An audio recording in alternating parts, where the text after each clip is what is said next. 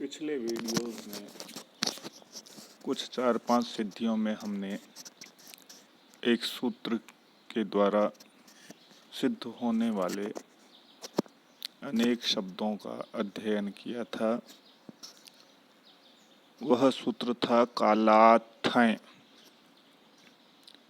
जो कहता है कि कालवाची सुबंतों से शैषिक अर्थ में तद्धित संज्ञक ठय प्रत्यय होता है। उसी का एक अपवाद सूत्र यहाँ पर बताया गया है। सूत्र है प्रावृषेण्यः। यह सूत्र कालवाचक प्रावृष सुबंत से शैषिक अर्थ में तद्धित संज्ञक एण्य प्रत्यय करता है। तो सामान्य रूप से कालाट्ठय सूत्र ने जब कालवाचक समस्त सुबंतों से और अव्ययों से शैषिक अर्थ में ठय प्रत्यय का विधान किया था, तो इस प्रावृष शब्द से भिन्न प्रत्यय का विधान इस सूत्र के द्वारा किया गया है।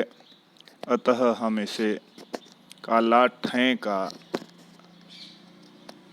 बाधक सूत्र कहेंगे।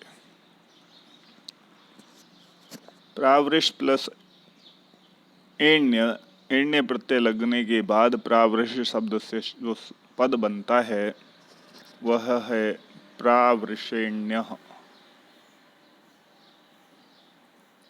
ऐसा कि हमें प्रक्रियागत बारंबार यही देखने को मिलता है कि हम किसी भी पद को सिद्ध करने से पूर्व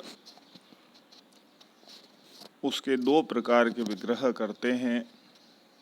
एक विग्रह होता है लौकिक विग्रह, दूसरा विग्रह होता है अलौकिक विग्रह। तो प्रावृषेण्यः से क्या तात्पर्य है, उसका हम लौकिक विग्रह में अवलोकन करते हैं।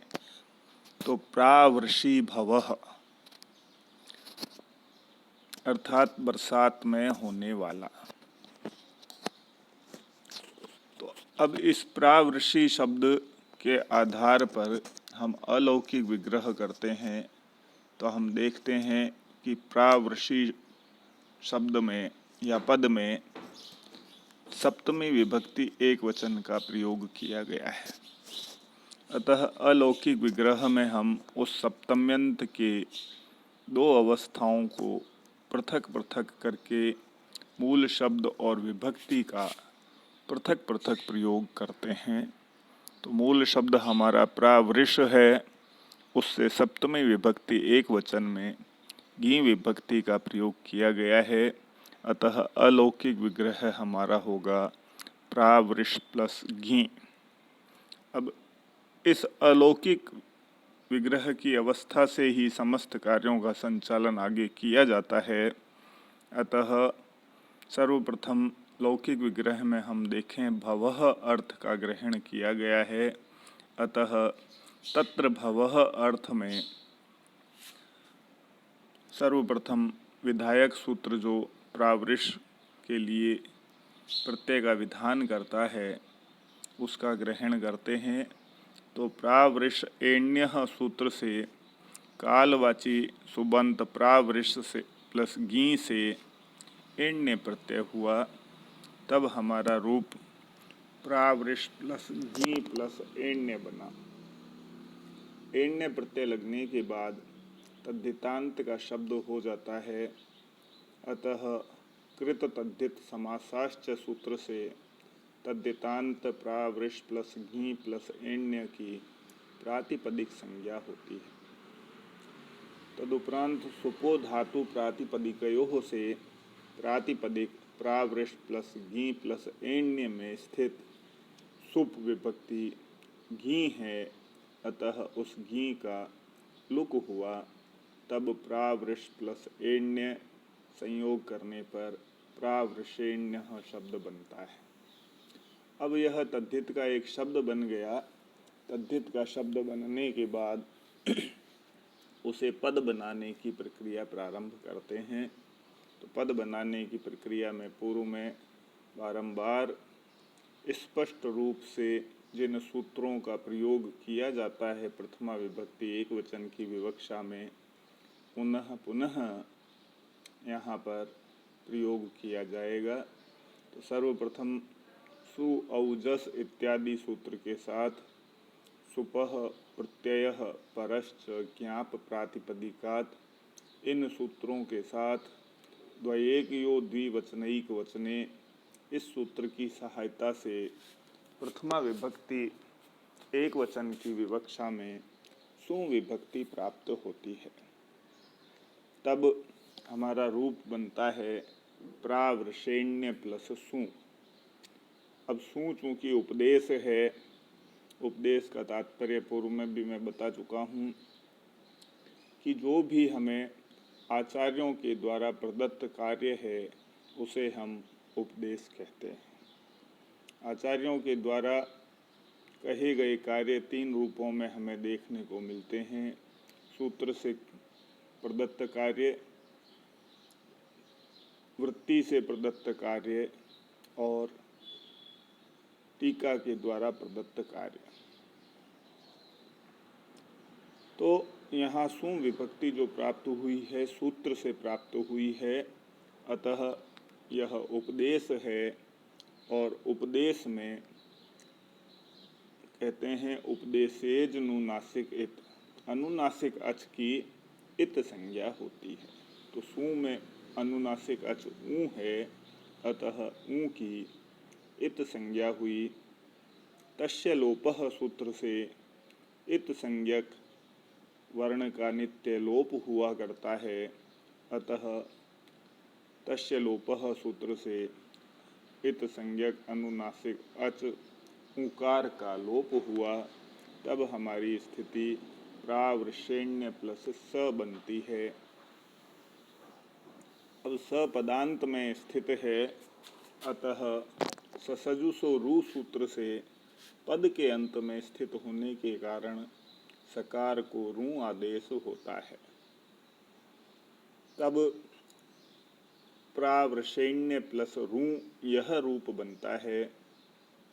तदुपरांत रू भी उपदेश है, क्योंकि उपदेशेज अनुनासिक इत के बाद में ससजुसो रू सूत्र का जो हमने प्रयोग किया है, पदांत सकार को रू आदेश इस सूत्र से हुआ है, अतः रू उपदेश है। तो उपदेशेज अनुनासिक इत सूत्र से रू में स्थित अनुनासिक अच ऊकार की इत संज्ञा होती है। तदुपरांत तस्य लोपः सूत्र से इत संज्ञक का नित्य लोप होता है, अतः अनुनासिक अच ऊकार का लोप हुआ।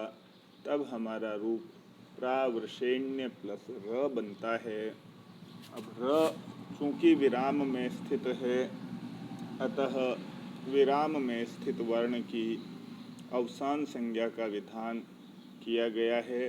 विरामोवसानम सूत्र से विराम में स्थित वर्ण की अवसान संज्ञा होती है। यहाँ रेफ विराम में स्थित है, अतः रेफ की अवसान संज्ञा हुई। तदुपरांत खरवसानयोर विसर्जनीय, इस सूत्र से विराम में स्थित की अवसान संज्ञा होने के बाद रेफ को विसर्ग कार्य होता है। तो रेफ को विसर्ग दो अवस्थाओं में बताया गया है, एक तो विराम में स्थित होने के कारण, अथवा रेफ से परे खर प्रत्याहार का वर्ण हो तो ऐसे रेफ को विसर्ग आदेश होता है। तो यहाँ अवसान संज्ञक रेफ को विसर्ग आदेश हुआ, तब हमारा रूप प्रावृषेण्य सिद्ध होता है। तो ये हमारी प्रक्रिया तीन चरणों में हमें देखने को मिलती है। प्रथम अवस्था किसी भी शब्द का लौकिक विग्रह और अलौकिक विग्रह किया जाता है। अलौकिक विग्रह की अवस्था में ही समस्त कार्यों का संचालन किया जाता है। तदुपरांत विधायक सूत्र के द्वारा हमें मूल अलौकिक विग्रह की अवस्था में प्रत्यय का विधान करना होता है और प्रत्यय का विधान करने के बाद प्रत्यय में किए जाने वाले कार्यों का विधान सर्वप्रथम हम करते हैं और उन कार्यों को करने के बाद एक नवीन शब्द का निर्माण होता है। तो यह एक हमारी प्रथम अवस्था होती है नवीन शब्द के निर्माण की। तदुपरांत नवीन शब्द से पद बनाने का कार्य किया जाता है। तो मूल जो पद हमें सिद्ध करना होता है उसमें किस विभक्ति और वचन का प्रयोग हुआ है उसको ध्यान में रख करके हमारे पास जो नियत सूत्र हैं उन नियत सूत्रों से एकत्व की विवक्षा में एक वचन का, द्वित्व की विवक्षा में द्विवचन का और बहुत्व की विवक्षा में बहुवचन के प्रत्यय प्राप्त होते हैं और उनके समस्त कार्य पृथक पृथक रूप से हम पूर्व में अध्ययन कर चुके हैं। अतः उन्हीं का अनुसरण करके हम किसी भी विभक्ति के किसी भी वचन का रूप सिद्ध कर सकते हैं। धन्यवाद।